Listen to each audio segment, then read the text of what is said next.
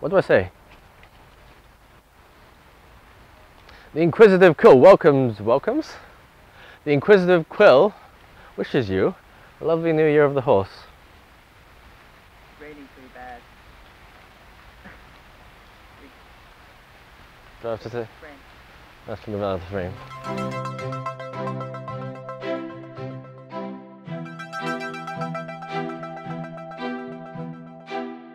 Hello. Today we're going to talk about letter writing because it's February and it's InCoWriMo and I am participating. InCoWriMo is not spelled I-N-K, it stands for International Correspondence Writing Month, so it's more like InCoWriMo. And I think the general gist is that you write a letter every day that the post office is open. So for me, since it's February and I live in Hong Kong, don't stalk me, we have had the fortune of having Chinese New Year, which means we have a few extra public holidays, and that's a few less days I have to write letters.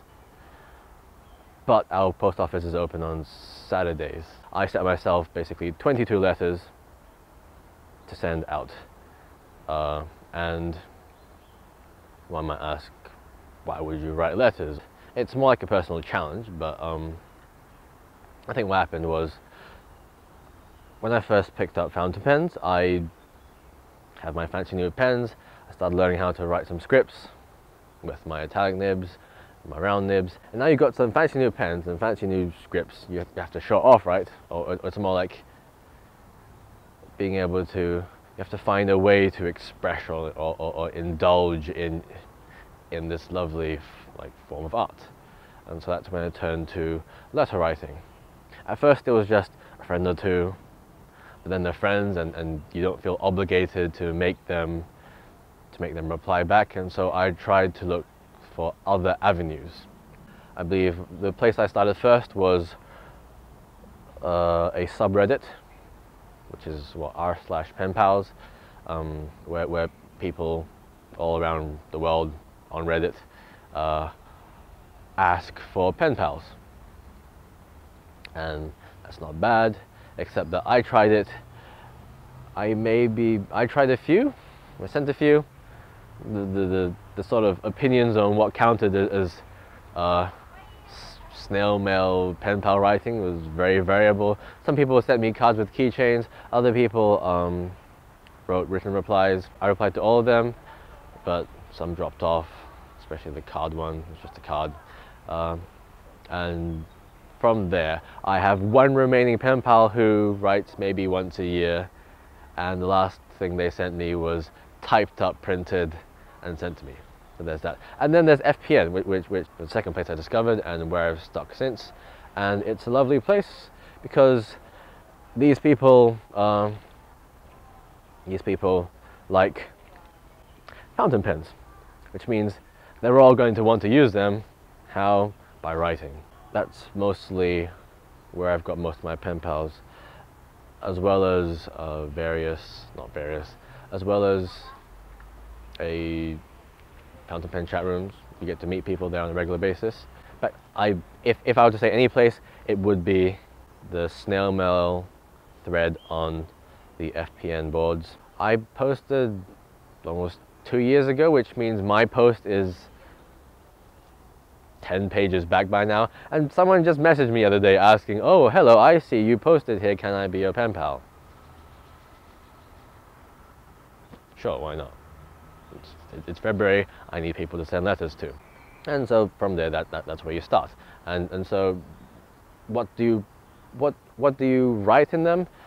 First letter usually is an introduction. There is no fixed content. There's always the usual introductions, and then maybe you might talk about your interests. Somehow, most of the stuff I talk about tends to somehow center around food, what I do, mostly educational stuff, commenting on the youth these days. You're not that awful, by the way. And pens, obviously. Oh, recently I got this pen, this ink. Oh, hey, check out this paper, and it goes back and forth. I might talk about my other interests. I totally encourage people like my pen pals to talk about whatever it is they like, because It's just the enjoyment of writing and expressing your enjoyment of everything else and your other interests through writing. I might also talk about books I've read, which there are plenty, and food. I keep coming back to food.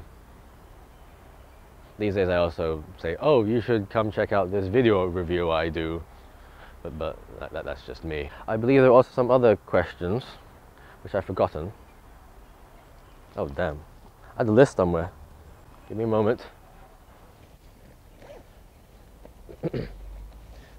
When I mentioned I was going to do this, I did find some questions.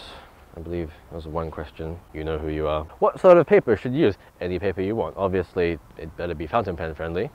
If you're using fountain pens, doesn't matter whether you use lined or unlined. Doesn't matter what pens you use. Some people like to use one pen for the entire letter. I have had others who like to use different ink for each side. And as for lined or unlined paper, I vary between the two. I have a Rhodia dot pad, which I use now and again. I have Tomoe River, which is blank, which means I have to use guidelines. Here's what happens. I am glad. I'm never going to tell whoever this is addressed to. You might as well censor this out. Anyway, here's my latest letter. Dear whoever, hello, thank you for your letter. It's raining, it's going to get wet. Doesn't matter. This is my blank Tomoe River, and as you can see underneath, I have some guidelines printed out. This is a guideline I tend to use for my Spencerian-esque bad Spencerian writing. It's got the angled lines, and I have used this for a long time, as you can see by all the lovely ink smudges, splotches, and writing ink imprints that have come over time. I used to use paper clips, but they tend to dig into the paper and leave a mark. And I discovered that these aren't crocodile clips, what are they called? Bull clips.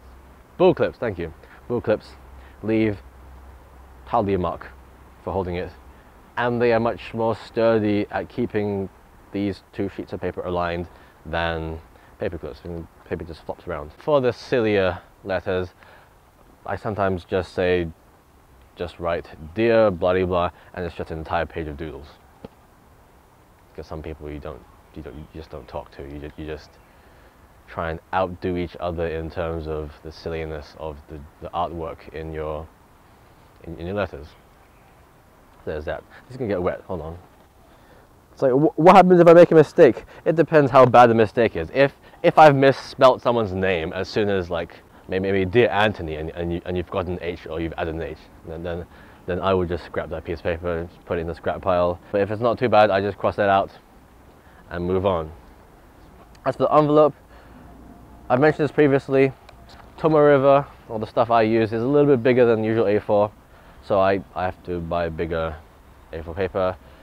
I've seen some people just cut their stuff in half, and it doesn't matter. You can fold it however you want. The envelope itself, it doesn't even have to be an envelope. I believe this person just sent me a letter in what appears to be, I can't show any of these addresses, what appears to be the back of some folded up calendar.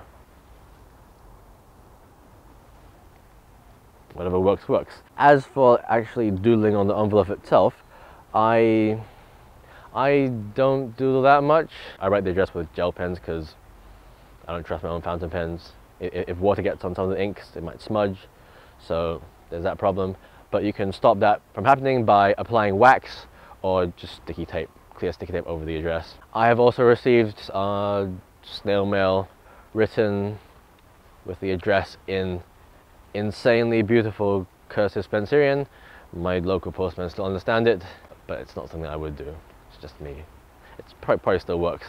And I've also heard rumors that it is possible to cover your entire envelope in doodles as long as the address is obvious, and it will still get through to the recipient.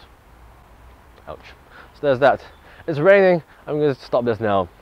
Yes, so that's InCoWriMo for you, or just general what happens when Leo writes a letter.